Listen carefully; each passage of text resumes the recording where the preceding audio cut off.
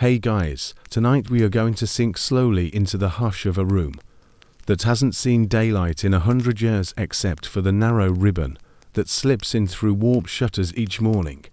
Dust floats in it like lazy constellations. You can smell the paper before you see it, a sweet, dry scent of parchment and leather bindings, faintly metallic where ink once bit into the page. Somewhere, deep in a stack, a ledger still remembers numbers so old they no longer match any coin in circulation. You're not in a bank, not really. You're in the kind of place where the air feels thick enough to turn pages for you. Where someone once believed that a promise, carefully written in looping ink, could outlast both borrower and lender. And here, surrounded by shelves that sag under their own memories, you get your first quiet hint of tonight's journey. Money that changes over time. Coins and grain that somehow multiply while sitting perfectly still. It sounds simple, put something in, get more out later, but we both know life likes to complicate simple ideas, and sometimes those complications have shaped entire civilizations. You probably won't survive this world without bumping into interest at least once, whether it's on a credit card bill or hidden in the small print of your student loan. So, before you get comfortable, take a moment to like the video and subscribe, but only if you genuinely enjoy what I do here. And tell me in the comments where you're listening from and what time it is right now. I love picturing these stories spilling quietly into bedrooms and kitchens all over the world. Now, dim the lights, maybe turn on a fan for that soft background hum, and let's ease into tonight's journey together. You're sitting at a desk, polished smooth by other elbows, tracing a fingertip along the faint groove of an abacus bead long since removed. The shutters let in just enough light to pick out the embossing on a ledger's cover, faded gold leaf around the edge, the middle, rubbed bare from centuries of handling. In the margins, tiny notes in a careful, cramped hand, a change in repayment schedule, an extra measure of barley added, an absent name. Historians still argue whether the earliest debts were calculated in numbers or in favors, whether lending began as a social glue before it hardened into cold arithmetic. What we do know is that people figured out astonishingly early that lending was useful. You give your neighbor 10 jars of olive oil, and at harvest they bring back 11. That extra jar, that's the heartbeat of our story. You lean back, imagining the borrowers, some relieved, some desperate, some already planning their next loan before the ink dries, and the lenders, equal parts patient and calculating, knowing that the slow passage of time can be as profitable as any field in bloom. There's a little humor in it, too. Picture a scribe from 3,000 years ago sighing over a clay tablet because someone's repayment date fell on a festival day, and now the temple calendar is a mess. Or a lender fretting not over market volatility, but whether the borrower's goat is pregnant yet, because that's the collateral. And as your eyes drift from ledger to ledger, you realize that each is a time capsule, a still life of trust, hope, and the occasional very awkward dinner when the borrower sits across from the lender and pretends not to notice the due date creeping closer. The room settles into its own breathing, shelves creaking like old joints, and you let the thought form slowly. Every number in these books was once a living transaction. Not just ink, but a seed planted in time, expected to grow without ever touching soil or sun. And we've been tending that peculiar kind of garden for millennia, outside. The day is sliding toward gold, and in here, the shadows start to pool in the corners. You can almost hear the past leaning closer, ready to begin at the very beginning where the first sunlight of civilization touched damp earth between two rivers, and a new idea took root. The first light in Mesopotamia doesn't just rise. It spills, thick and honey-colored, across the endless plain. You stand at the edge of a furrowed field, and the earth is still cool under your sandals. In the distance, the twin silver threads of the Tigris and Euphrates catch the sun and throw it back at you. Somewhere, a heron lifts from the water with a slow, annoyed flap, as if you've disturbed its morning routine. It's early before the heat turns the air to liquid and the farmers are already moving. You watch them guide slow, patient oxen through the soil, wooden plows groaning in the dirt.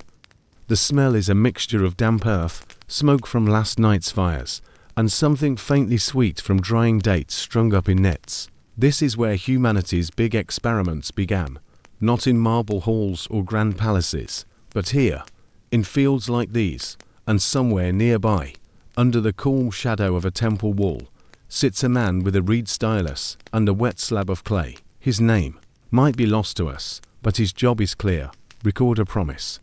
Not a vow of marriage or a treaty between kings, though those are important too, but a smaller, stranger pact, alone. Grain, sheep, dates, anything that can be counted and returned. The stylus moves with quiet certainty. He writes from right to left, pressing each wedge-shaped mark until the clay remembers it. In this language of angles and lines cuneiform, he notes the borrower's name, the quantity taken, and the date when it must come back, with a little extra. Not extra because the gods demanded it, but because time itself, apparently, had a fee. Historians still argue whether the Sumerians invented interest out of shrewdness or necessity. One theory says it began with seed grain. If you gave away part of your harvest, you were taking a risk that you wouldn't have enough for your own planting. The extra was a kind of insurance. Another idea is less romantic.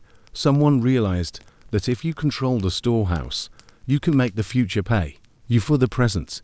Here's the quirky part: these early loans weren't measured in shiny coins.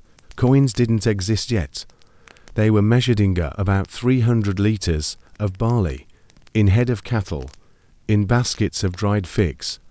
Sometimes, in more exotic entries, you find a note about one healthy donkey, to be returned with foal. The repayment wasn't just about numbers, it was about life continuing, multiplying, breathing, and interest. Often set at about 20% a year. Lend 10 baskets of barley, get back 12. Higher, if it was a risky loan, say, a crop that might fail, or livestock vulnerable to disease. Lower, if you were dealing with someone important and politically dangerous to offend. You walk past the edge of the field into the city, where the scent of baked brick and river mud wraps around you. The ziggurat looms above everything, layer on layer of sun-baked clay, steps zigzagging up to where the temple watches the city. Inside, the air is cooler, and the clay tablets are lined up like miniature gravestones along wooden shelves. Each one is a conversation frozen in time. So and so borrowed this much from so and so, to be repaid after the harvest, with this much extra. There's an understated elegance to it. No piles of paperwork, no blue ink signatures, no please hold on the phone, just a transaction so simple and so clear that it could be scratched into a palm-sized block and left to dry in the sun. The contract outlived the scribe, sometimes the borrower too. You can almost imagine a day in the life of that temple clerk. Morning, open the storehouse, count the sacks, make sure none of the priests have been sampling the lentils. Midday, write a few new agreements, carefully rolling the stylus between fingers to keep the tips sharp.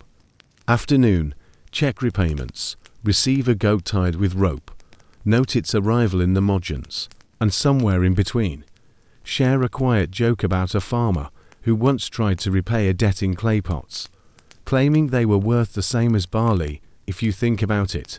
The debate whether this was the first glimmer of finance or the first crack in human trust remains. Some see it as cooperation, a way to pool resources and help each other survive. Others see it as the earliest form of exploitation, one person benefiting from another's struggle. But standing here, with the hum of the market just beyond the temple walls and the scent of fresh bread mixing with barley dust, you feel the pull of both truths. Out in the field, the sun is higher now. The farmers straighten their backs, wipe sweat from their brows, and glance toward the city. They know the temple keeps its records straight. If you've borrowed, you repay. And if you've repaid, Perhaps next season you can borrow again. That's how the cycle begins, not with greed, not even with ambition, but with the simple hope that there will be a next season, and somewhere, cooling in the shadow of the ziggurat, another slab of clay waits for its marks, another promise to return, just what was given, but a little more, because time, in this place, has always been worth something. The market hums like a hive by mid-morning, but in the cool interior of the temple's record hall, it's just you, the scribe, and the faint, rhythmic click of a reed stylus tapping clay. He doesn't look up at first. His concentration is the kind of thing you don't interrupt unless you want your name immortalized in wedge-shaped annoyance on a tablet. Eventually, he nods toward the doorway, and that's invitation enough to step inside. You notice the tablet he's working on is small, no bigger than your hand. The clay is fresh, the edge is still damp and pliable. Across the top is the name. Everyone in this quarter knows, Orlegal, a priest with the kind of reputation that comes from keeping the temple accounts balanced for decades. And just below it, another name, today's borrower. The deal is straightforward, 10 mkk, about 10 sacks of barley from the temple storehouse, repayment due after the next harvest. But here's the detail that makes it quietly radical. The borrower won't bring back just 10 sacks. He'll bring 12, that extra 2.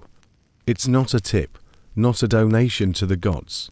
It's written in, as an expectation, as solid and permanent as the tablet itself. Once it's baked in the sun, you lean closer, catching the faint scent of wet clay and barley dust. The stylus presses in the marks for 12 sacks in return, and you realize this is more than a casual arrangement between two neighbors. This is institutional, formal. The temple isn't lending because it's generous.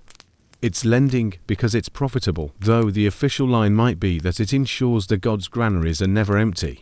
Historians still argue whether Orlegal saw himself as a benevolent administrator or an early banker in priest's robes.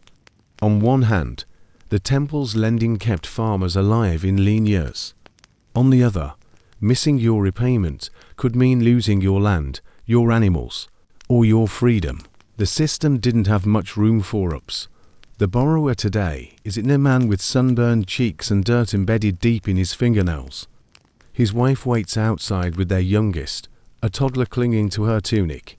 You can tell from the way she glances toward the storeroom door that this loan isn't a choice, it's survival. The last harvest was light, and the seed they need for the coming season isn't sitting in their storeroom, it's sitting in the temples.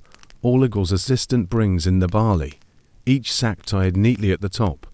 The borrower's hands tighten on the rope handles, testing the weight.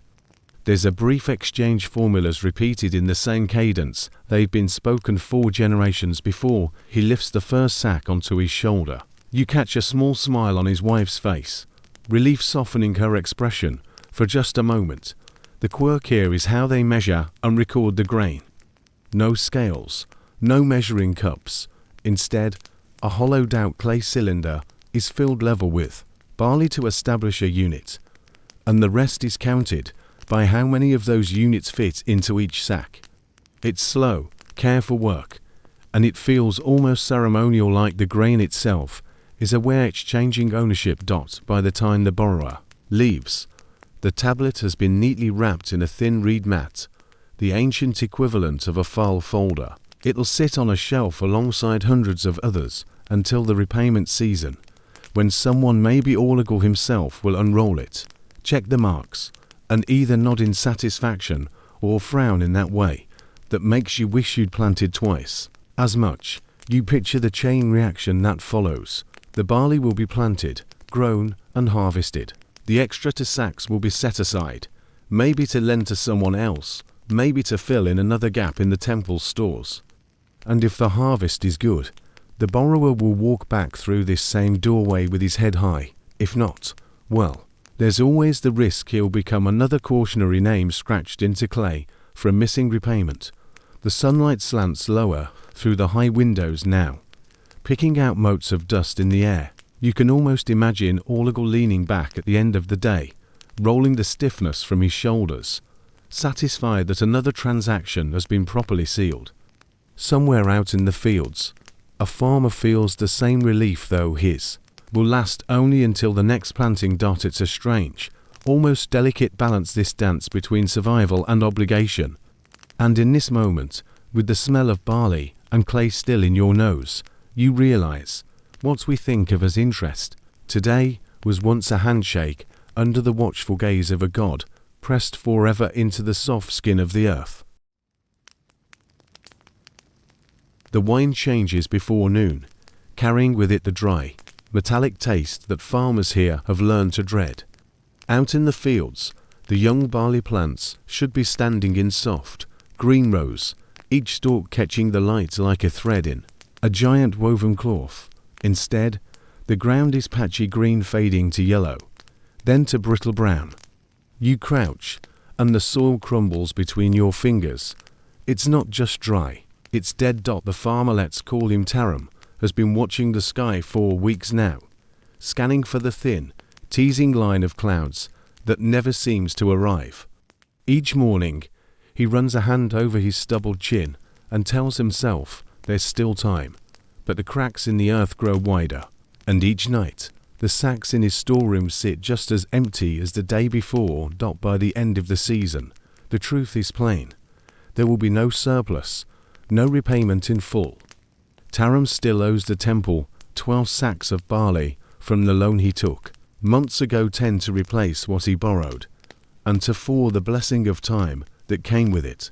He's harvested maybe half that. The math is cruel, and no amount of prayer will make it kinder. Historians still argue whether temple administrators in this period were rigid enforcers of debt or occasionally forgiving when catastrophe struck. The clay tablets suggest both. Some debts marked extended due to poor harvest, others scratched with the grim symbols for confiscation. Mercy and calculation often depended on politics, or on how badly the temple needed to refill its storehouses before the next planting. Taram walks the narrow street to the ziggurat, carrying the meager sacks he does have. His wife walks a step behind, holding their youngest by the hand.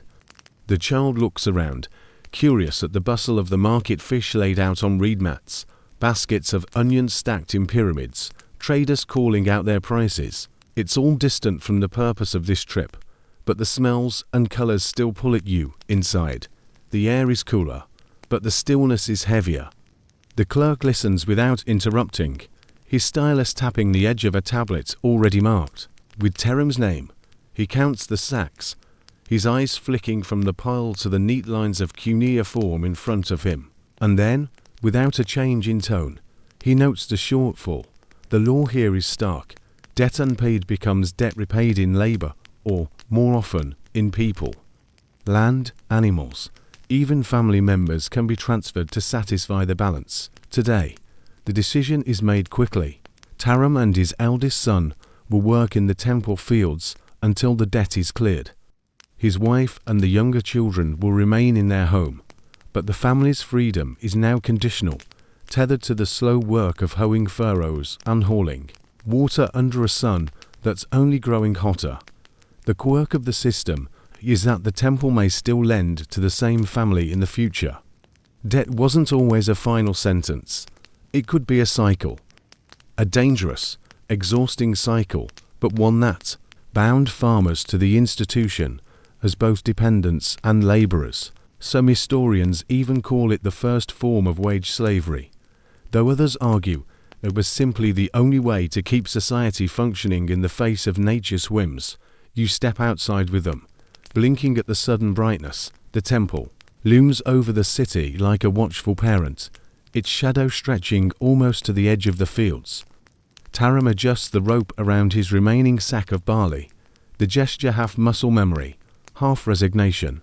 His son walks beside him, not yet fully understanding what this new work will mean, only that they will be gone from home for long stretches. In the distance, the river moves slow and brown, carrying silt and the faint promise of life back to the parched earth. Somewhere upstream, a storm might be filling the air with rain right now, but here, in this flat, silent stretch of land, the only thing certain is the next debt, and the one after that, The air smells of dust and baked clay as you follow them down the road, and you can't help but think the earliest bankruptcies weren't filed in courts, they were walked home in silence, with the weight of a promise you couldn't keep pressing harder than any sack of grain. The wine changes before noon, carrying with it the dry, metallic taste that farmers here have learned to dread. Out in the fields, the young barley plants should be standing in soft, green rows, each stalk catching the light like a thread in a giant woven cloth. Instead, the ground is patchy green fading to yellow, then to brittle brown. You crouch, and the soil crumbles between your fingers. It's not just dry, it's dead. The farmer, let's call him Taram, has been watching the sky for weeks now, scanning for the thin, teasing line of clouds that never seems to arrive. Each morning, he runs a hand over his stubbled chin and tells himself there's still time, but the cracks in the earth grow wider, and each night, the sacks in his storeroom sit just as empty as the day before. By the end of the season, the truth is plain. There will be no surplus, no repayment in full. Taram still owes the temple 12 sacks of barley from the loan he took months ago, 10 to replace what he borrowed, and to for the blessing of time that came with it. He's harvested maybe half that. The math is cruel, and no amount of prayer will make it kinder. Historians still argue whether temple administrators in this period were rigid enforcers of debt or occasionally forgiving when catastrophe struck. The clay tablets suggest both. Some debts marked extended due to poor harvest, others scratched with the grim symbols for confiscation. Mercy and calculation often depended on politics, or on how badly the temple needed to refill its storehouses before the next planting. Taram walks the narrow street to the ziggurat, carrying the meager sacks he does have. His wife walks a step behind, holding their youngest by the hand. The child looks around, curious at the bustle of the market, fish laid out on reed mats, baskets of onions stacked in pyramids, traders calling out their prices. It's all distant from the purpose of this trip, but the smells and colors still pull at you inside. The air is cooler, but the stillness is heavier. The clerk listens without interrupting, his stylus tapping the edge of a tablet already marked with Taram's name. He counts the sacks, his eyes flicking from the pile to the neat lines of cuneiform in front of him. And then, without a change in tone, he notes the shortfall. The law here is stark. Debt unpaid becomes debt repaid in labor, or, more often, in people. Land, animals, even family members can be transferred to satisfy the balance. Today, the decision is made quickly. Taram and his eldest son will work in the temple fields until the debt is cleared. His wife and the younger children will remain in their home, but the family's freedom is now conditional, tethered to the slow work of hoeing furrows and hauling water under a sun that's only growing hotter. The quirk of the system is that the temple may still lend to the same family in the future. Debt wasn't always a final sentence. It could be a cycle. A dangerous, exhausting cycle, but one that bound farmers to the institution as both dependents and laborers. Some historians even call it the first form of wage slavery, though others argue it was simply the only way to keep society functioning in the face of nature's whims. You step outside with them, blinking at the sudden brightness. The temple looms over the city like a watchful parent, its shadow stretching almost to the edge of the fields. Taram adjusts the rope around his remaining sack of barley, the gesture half muscle memory, half resignation. His son walks beside him, not yet fully understanding what this new work will mean, only that they will be gone from home for long stretches. In the distance, the river moves slow and brown, carrying silt and the faint promise of life back to the parched earth. Somewhere upstream, a storm might be filling the air with rain right now, but here, in this flat, silent stretch of land, the only thing certain is the next debt, and the one after that. The air smells of dust and baked clay as you follow them down the road, and you can't help but think the earliest bankruptcies weren't filed in courts, they were walked home in silence, with the weight of a promise you couldn't keep pressing harder than any sack of grain. The first thing you notice in a Greek harbor isn't the sight, it's the smell. Salt sharp in your nose, fish scales drying in the sun, and the tang of tar from freshly patched holes. The air carries the creak of rigging and the murmur of men shouting to each other across the quay, their words half swallowed by the slap of water against stone.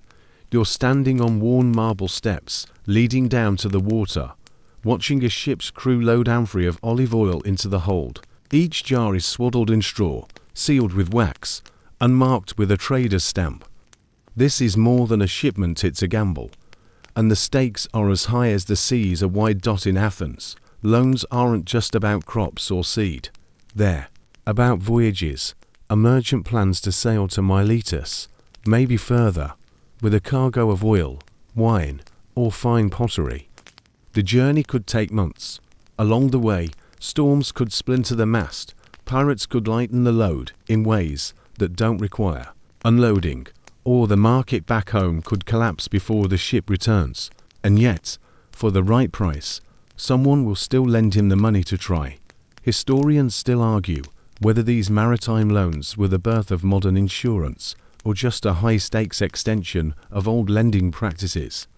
The terms were stark. If this ship came back safely, the borrower repaid the loan plus interest, sometimes 100% or more. If it sank, the lender lost everything. No half measures, no partial repayments. The sea either paid you or swallowed your investment whole. You watch a deal being struck between a merchant in a red himation and a lender seated at a low table under a striped awning. The lender runs a thumb along the edge of a wax tablet, then writes the terms with a stylus, murmuring the interest rate in a voice just loud enough for the borrower to hear. The merchant nods twice before sealing the tablet with a stamp, carved into the shape of a dolphin. The quirk here. These agreements often named specific gods as witnesses. May Poseidon guard the vessel, the contract might say, though one suspects Poseidon's idea of guarding depended on his mood. Offerings at the temple could tilt that mood, or at least soothe the merchant's nerves.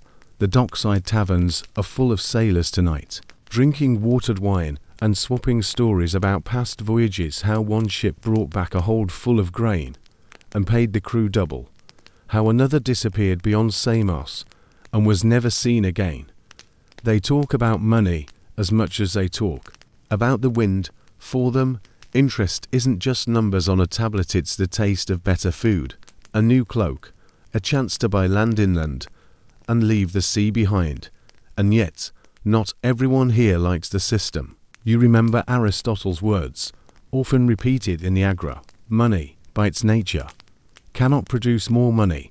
He called interest unnatural, accusing lenders of profiting without labor. But the merchant sipping wine across the table from, you might argue that without interest, no one would risk outfitting his ship to sail beyond the familiar horizon. A goal lands nearby, eyeing a piece of bread at your feet. The tide has turned, and the ships shift with it, their mast drawing slow, arcs against the sky. You can almost hear the coin clink in the lender's mind as he imagines the return on this voyage. Somewhere beyond the headland, the Aegean stretches out like a blue promise and a blue threat.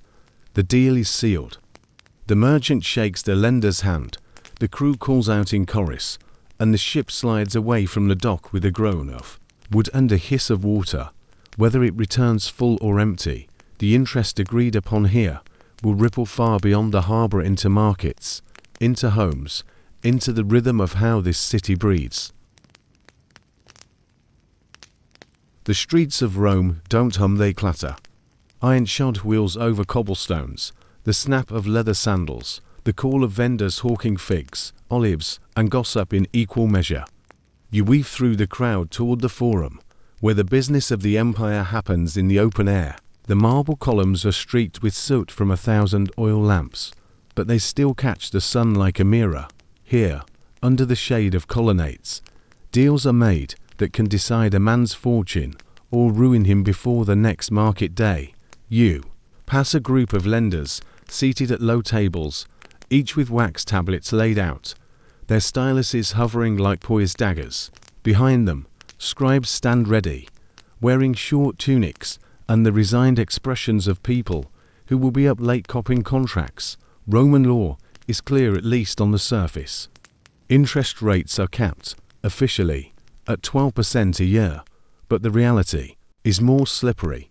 Clever lenders skirt the limit with layered agreements, charging fees for late payments, adding storage costs for coins supposedly held in safekeeping, or arranging repayment in goods valued far above their market worth. The letter of the law remains intact, even as its spirit gets trampled under a legion's worth of loopholes. Historians still argue whether these workarounds were tolerated as necessary evils, or simply ignored, because too many senators had a stake in them. In any case, the system fed both the wealth of patricians and the resentment of plebeians. Debt here isn't just financial, it's political fuel. You watch a young man in a threadbare toga approach one of the tables. His voice is low, but the tension in his shoulders says everything. The lender nods, writes quickly, and pushes the tablet forward. The young man hesitates, then presses his signet ring into the warm wax. That seal binds him to repayments that will shape the next several years of his life. The quirk in Rome's credit culture is the public register. Names of those who defaulted could be posted for all to see. A scarlet letter in the form of a chalked list near the forum steps. It wasn't just financial shame, it was social exile. Friends crossed the street to avoid you, clients vanished, and invitations stopped arriving. Sometimes, the consequences went far beyond embarrassment. You've heard of debtors imprisoned, their property seized, their children sold into servitude. In the worst crises, entire classes of citizens, plebeian farmers crushed by debt, marched on the city demanding relief. One revolt in the 1st century BCE forced the Senate to suspend interest entirely for a time, a radical move that rattled the patrician class. Today, though, the forum feels calm enough. Traders haggle over sacks of grain, senators stride by in pairs, slaves carry water jugs in a rhythmic sway. But beneath the chatter and the sunlit bustle, there's a steady undertow, the knowledge that in Rome, money moves upward and debt flows down. You pass under an arch carved with laurel wreaths. The stone call against your fingertips. The young man from before is gone now, swallowed by the crowd, his name newly etched into a lender's ledger. Somewhere in that maze of marble and shadow, the terms of his loan are already shaping his future. And in this city, futures are bought and sold every day, sometimes with coin, sometimes with years of a man's life. A gust of wind carries the scent of roasted chestnuts from a vendor's brazier, and for a moment, it almost masks the metallic tang of coin. Almost. The monastery is wrapped in the kind of silence you don't often find in cities anymore. Not an empty silence, more like the soft layering of 100 small sounds. The faint hiss of a candle, the scratch of quill on parchment, the occasional creak of a wooden bench under a shifting weight. The air is cool, thick with the scent of beeswax, vellum, and the faint herbal tang from the infirmary's dried lavender hanging overhead. You sit just inside the scriptorium, where a row of monks bends over their work under tall, narrow windows. Each desk is a small island of order, ink pots carefully placed, quills trimmed to perfect points, sand shakers at the ready to dry fresh ink. The light here isn't bright. It's the kind that pulls in quiet circles, the rest of the room fading into shadow.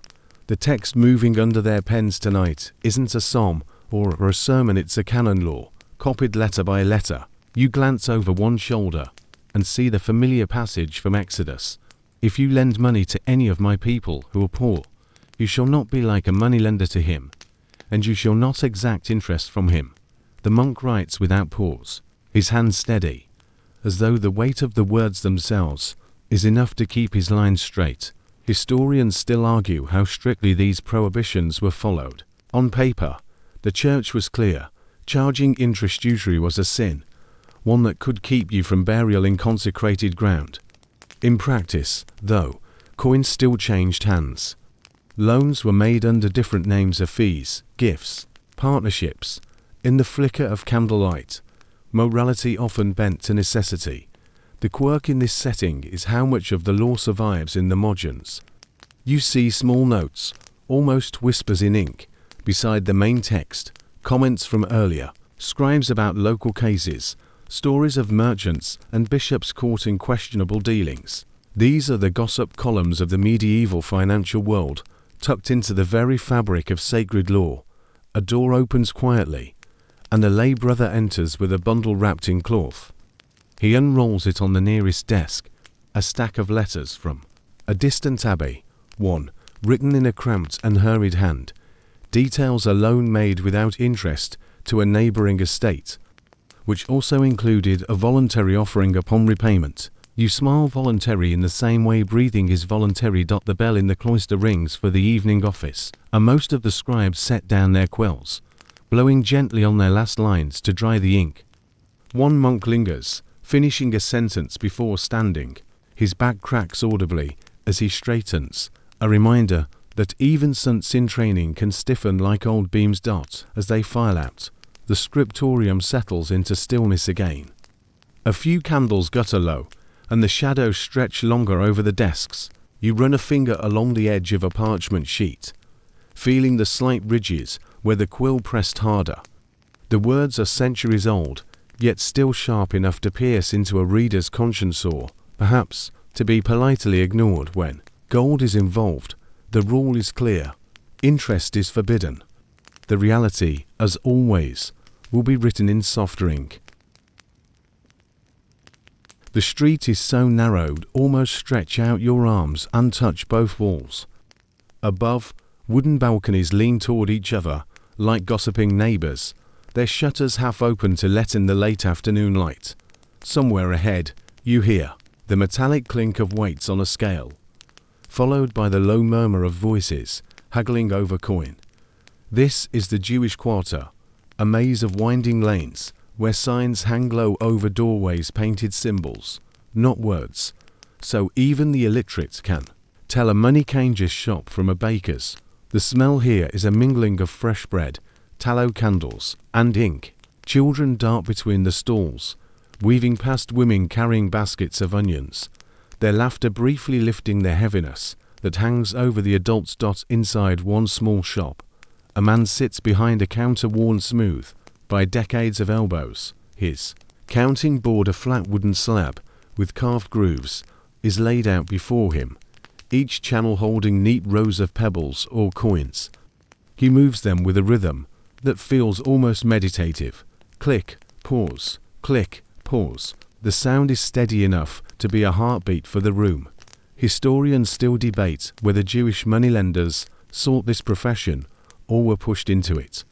In many medieval kingdoms, Jews were barred from owning land, joining guilds, or holding public office, lending money, especially to Christians who were forbidden by the church to charge interest to one another, became one of the few available livelihoods.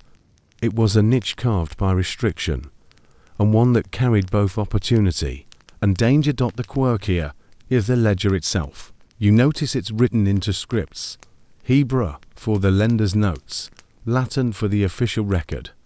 Each entry lists the borrower, the amount, the collateral, and the terms. In the margin, a discreet mark may be a subtle reminder about the client's reliability or lack thereof. The double language is as much a shield as a tool, a way to speak in two worlds at once. A man in a rough wool tunic enters, shifting uneasily as he approaches the counter. His voice drops to a low rumble, explaining his need for a short-term loan to buy seed before the frost sets in.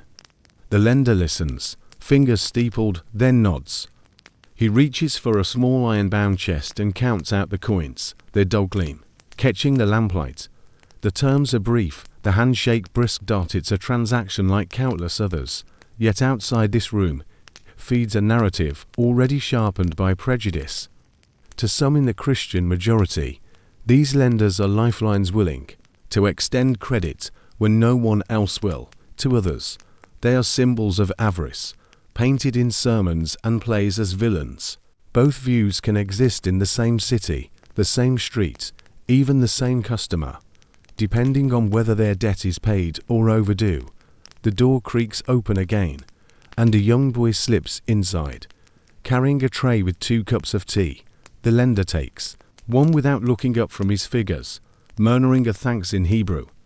The steam curls upward, blurring the lines of his face for a moment. You wonder how many nights he stayed here after dark, candles burning low, eyes stinging from smoke, keeping his accounts in order, while the rest of the quarter sleeps. As you step back into the lane, the evening light has turned gold, catching the edges of the shutters and the cobblestones. Somewhere deeper in the maze, the counting continues steady, deliberate, and, for those who depend on it, absolutely essential. The market here doesn't wind down at dusk, it transforms. Lanterns swing from wooden beams, casting warm pools of light onto bolts of silk, jars of saffron, and pyramids of dates stacked, so high they seem to defy gravity. The call to prayer drifts down from the minaret, its long, rising notes floating above the hum of voices. The smell is a blend of spices and roasted lamb, sweetened by the smoke of incense curling lazily from a nearby stall. You step into the heart of an Islamic bazaar where trade routes meet like threads in a vast carpet. Merchants from Damascus, Cairo, Samarkand, and beyond crowd the narrow lanes, their stalls spilling into one another in a riot of color and texture. Money changes hands in copper, silver, and gold, but just as often, wealth here moves through agreements sealed with words, not coins. Islamic law forbids riba, the charging of interest on loans. The Quran is explicit. Money should not breed money without effort, and profit should come from risk and work, not from the mere passage of time. Historians still argue over the exact interpretations of riba in the medieval period, but the principle has shaped trade here for centuries. The solution: partnerships. Instead of lending with interest, one party provides the capital, the other provides the labor. They agree to share the profits and the losses according to terms set before the deal begins. This mudder-rubber arrangement turns the lender into a kind of silent partner, tied to the fate of the venture, rather than standing apart from it. You watch such a deal unfold at a carpet seller's stall. A merchant in a green turban sits cross-legged beside a younger man whose hands are still calloused from weaving. The older man produces a folded sheet of paper, thick, rough, and smelling faintly of rose water, and the two discuss percentages, in low tones, no raised voices, no haggling over penalties for delay. When they seal it with a handshake, it feels more like an alliance than a debt. The quirk in this system is the role of trust. With no fixed interest, both sides have a stake. In the outcome, the capital provider might visit the stall, check the books, even advise on which caravans to join for the safest routes, and the worker knows that a bad season means the loss is shared, not ball alone. A caravan bell jingles somewhere nearby, and the lane shifts to make way for camels laden with bales of indigo cloth and sacks of pepper. Children run ahead, calling out in excitement. The scent of the pepper cuts sharply through the sweetness of the air, a reminder of the distances these goods have traveled. As night deepens, the market glows brighter. Oil lamps flare, casting shadows that dance across the walls painted with intricate geometric patterns. You catch snippets of conversation: Arabic, Persian, Turkish, all blending together. Here, in the ebb and flow of the bazaar, wealth moves in rhythms that are as much about relationships as they are about numbers. And while the coins in the merchant's pouch will eventually be counted, it's the trust built in these small, deliberate exchanges that truly sustains the trade.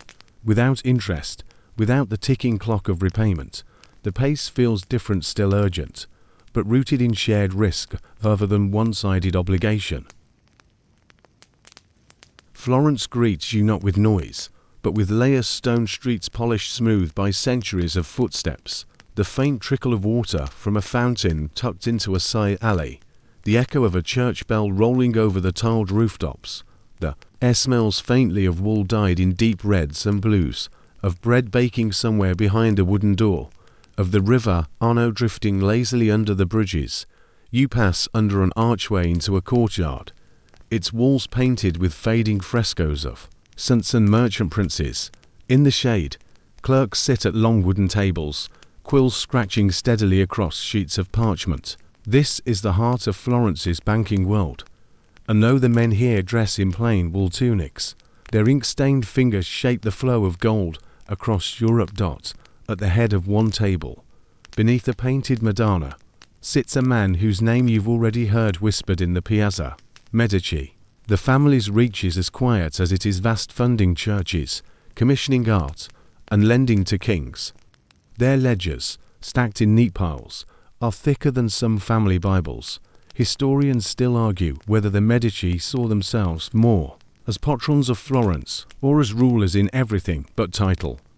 What's certain is that they transformed the art of lending. Officially, the church still bans usury, but the Medici don't charge interest, at least not on paper. Instead, they deal in currency exchange. A client deposits money in one city, withdraws it in another, and the exchange rate just happens to leave a profit for the banker. It's a neat bit of theological gymnastics that keeps their coffers full and their consciences, theoretically, clear. The quirk here is the subtle choreography of it all. The clerks aren't just tallying columns, they're tracking debts owed in Paris, credits in Bruges, and payments promised in London. A single transaction here, ripple outward, funding a cathedral in one city and the merchant fleet in another. Courier enters, dust on his boots from the road. He carries a pouch sealed with the crest of a French nobleman. The pouch disappears into the hands of a senior clerk, who breaks the wax, scans the letter, and makes a small notation in the ledger. Beside him, no raised voices, no ceremony, just another quiet shift in the balance of power. Somewhere far away, in the corner, an artist sits sketching the courtyard's arches. His patron, a Medici, of course. Here, the money that flows through the ledgers doesn't just fund war and trade, it builds beauty. The paintings on these walls, the marble saints in the church down the street, the frescoes that will still glow long after the banker is dust, all of them are born from the quiet arithmetic happening in this room. As you leave, you glance back at the courtyard. The sunlight has shifted, spilling over the tables, catching the edges of parchment and the dark sheen of ink. The work continues, unhurried but relentless. In Florence, interest isn't just a number, it's a current that carries art, politics, and faith together in the same steady flow. The road north takes you through hills that soften into plains, and then into the orderly bustle of a German city where the rooftops are steep and the air smells faintly of wood smoke and brewing beer. The streets here are straighter than in Florence, the buildings more austere, timber frames filled with whitewashed plaster, their eaves sharp against the pale sky. You follow the sound of hammering into a courtyard fronting a grand house, its facade marked with the crest of 3 pine cones, the emblem of the Fugger family. Inside, the world tilts from the noise of the street into a cool, disciplined quiet. Long oak tables are laid out with parchment, quills, and seals, each station tended by clerks in sober dark tunics. The smell is of ink, wax, and the faint tang of coin, metal, bronze, silver, gold, all of it catalogued and locked away in heavy chests. Historians still argue whether Jacob Fugger, the family's most famous son, was simply a brilliant financier or the prototype of the modern oligarch. His loans to kings and emperors weren't just business, they altered the shape of Europe. When Charles V needed to secure the title of Holy Roman Emperor, it was Fugger gold that greased the palms of the electors. The quirk here is the way the Fuggers made themselves indispensable.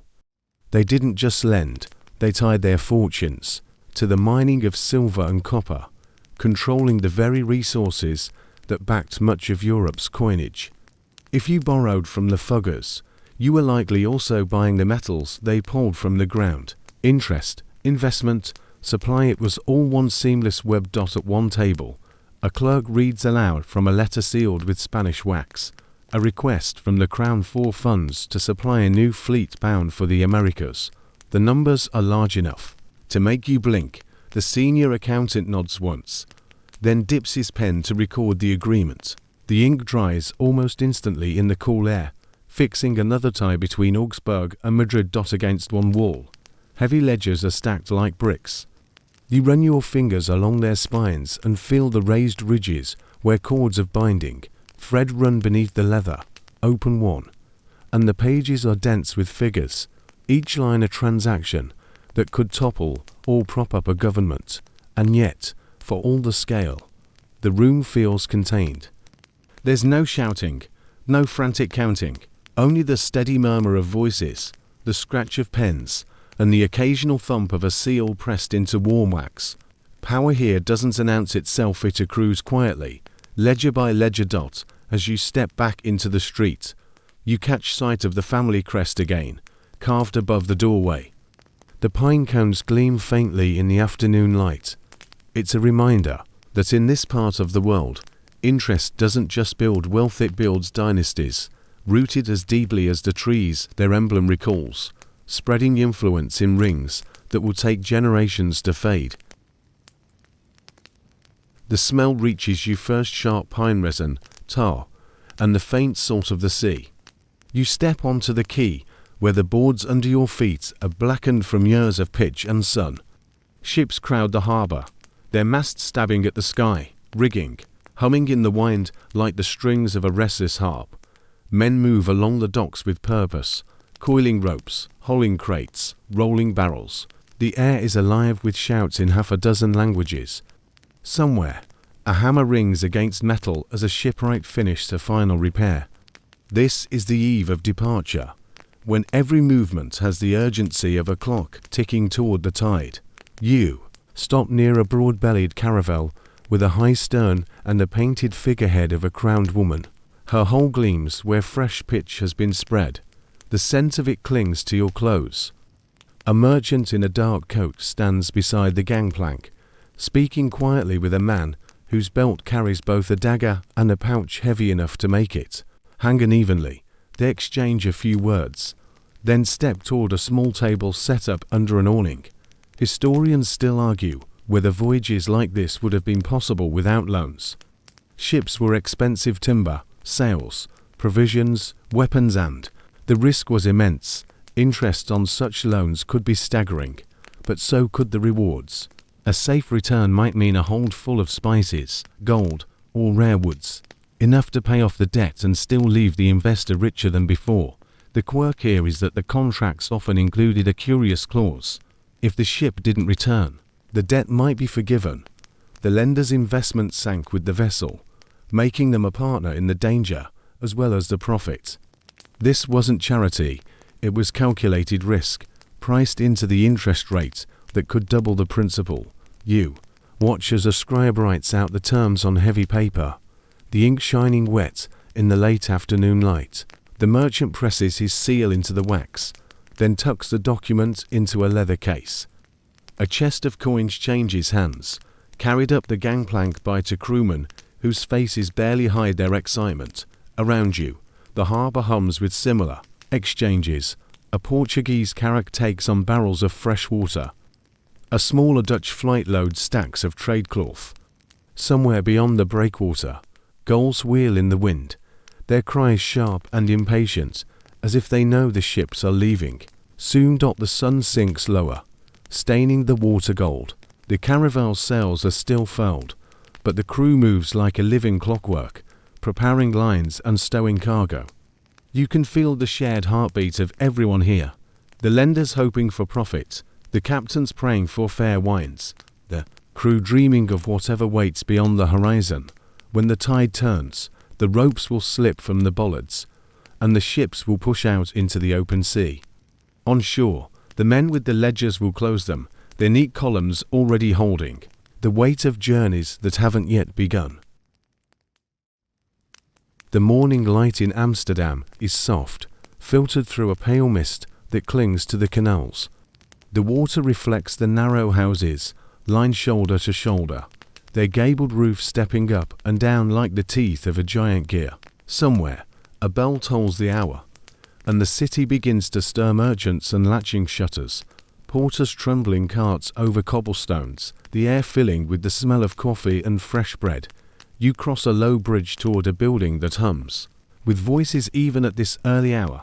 Its facade is plain, but inside is a scene unlike any you've seen before. Rows of long benches, the walls hung with maps and shipping charts, and a crowd of men leaning over slips of paper as if they were dice about to be thrown. This is the Amsterdam Stock Exchange, and the chatter here is the pulse of the Dutch Golden Age. Historians still argue whether this was the true birth of modern capitalism. But they agree on one thing: the Dutch East India Company VOC changed the way the world financed risk. Instead of one wealthy merchant shouldering the cost of a voyage, the company sold shares to anyone with the means to buy. Investors became partial owners of ships they'd never see, crews they'd never meet, and ports they'd never set foot in. The quirk is in the liquidity of it all. Those shares could be traded, bought, and sold daily long before the ship ever returned. You might sell your stake in a voyage halfway through, pocketing a profit before the cargo even touched European soil. Or you might hold on, waiting for a dividend, a cut of the profits from pepper, nutmeg, tea, or porcelain brought back from the far side of the world. You watch as a deal is struck between two men in heavy cloaks. One slides a folded paper across the bench, the other counts out silver coins into his palm. They don't need to shake hands. The transaction is already recorded by a clerk whose quill moves faster than the mist outside can drift past the window. Out in the harbour, VOC ships wait at anchor, their hulls dark against the morning fog. Crews move along the decks, hoisting barrels of salted meat and coiling lines. The air smells faintly of resin and the sharp spice of cloves already unloaded from a previous voyage. Each ship is a floating investment portfolio, its value rising and falling with every gust of wind and turn of the tide. As the day goes on, the exchange grows louder. News from Batavia sparks a rush to buy. Word of a storm in the Indian Ocean sends others selling. Fortunes rise and fall between the opening and closing of the great doors. And yet, for all the noise, there's a strange calm in the faces of the long-time traders. They've seen voyages succeed beyond imagination and fail spectacularly. And they know that interest, dividends, and risk are simply the water they swim in. By evening, the crowd thins outside. The mist has lifted, and the canal gleams under a pink sky. Somewhere out there, halfway around the world, ships are making their way home slowly, inexorably carrying the profits that will ripple through these benches, these ledgers, and these narrow streets for months to come. The world feels smaller now, but the rhythm of borrowing and repaying has only grown louder. You're standing on the edge of a modern streetcars hurrying past, neon signs buzzing faintly, the hum of electricity in the air, yet the story hasn't really changed since that first clay tablet in Mesopotamia. Somewhere, someone is lending. Somewhere else, someone is counting the days until repayment.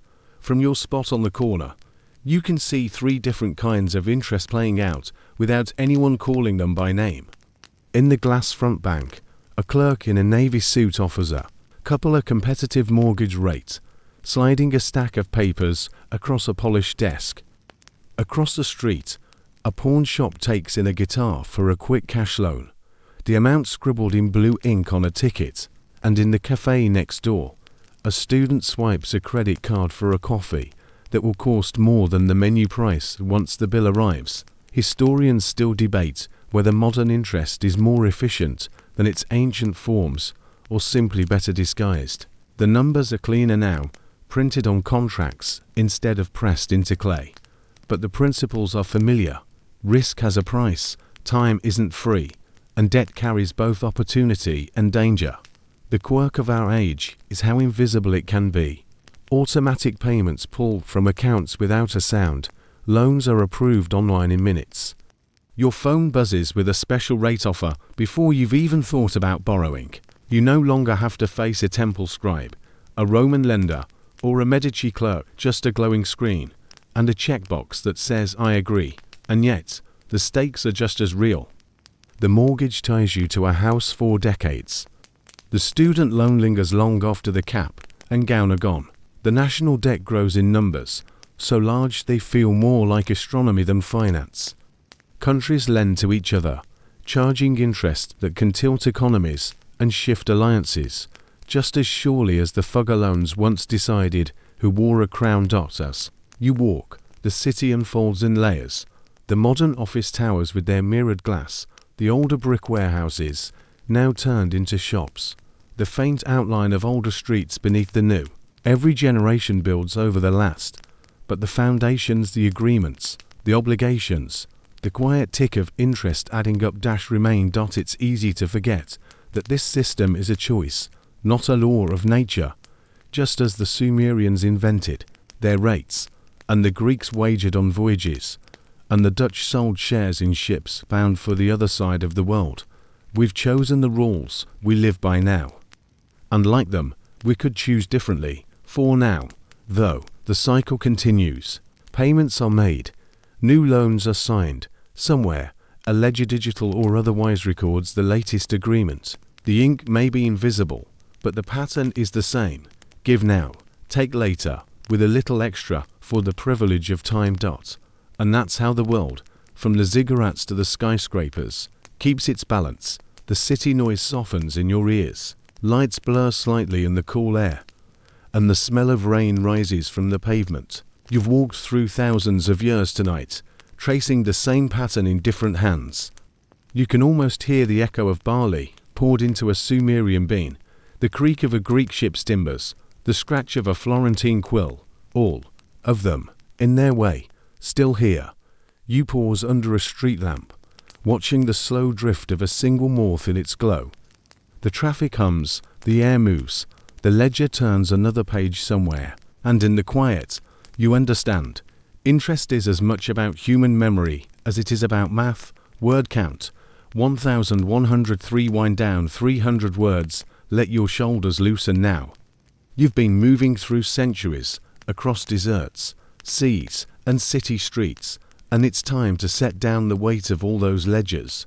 Picture the pages closing, one by one, the clay tablets cooling in the sun, the papyrus rolled and tied, the leather-bound volumes resting on a shelf. The room around you is dim, lit only by the warm glow of a lamp. The air is still, carrying the faintest trace of parchment and ink outside. The world might still be busy, cars moving, screens glowing, but here, it all feels far away. You can hear only your own breathing, slow and even, each exhale taking you deeper into stillness. Think of a coin dropped into a pool. The ripples spread outward, soft and inevitable, until they fade into the surface. That's how the history you've walked through works, moments spreading out, touching lives in ways we can't always see. Before settling again, you've been in the crowded bazaar, the hushed scriptorium, the sunlit harbor. You've stood beside farmers, kings, merchants, and bankers, and now they all fade gently into the background, becoming part of the tapestry that's been unfolding for thousands of years. You are here, in this moment, not owing anything to the past or the future, just resting, breathing, letting your mind grow quiet. The ledgers are closed. The ink has dried. The ships are docked. The doors of the granary are shut for the night. And you, too, can let the day's business drift away. Sleep well.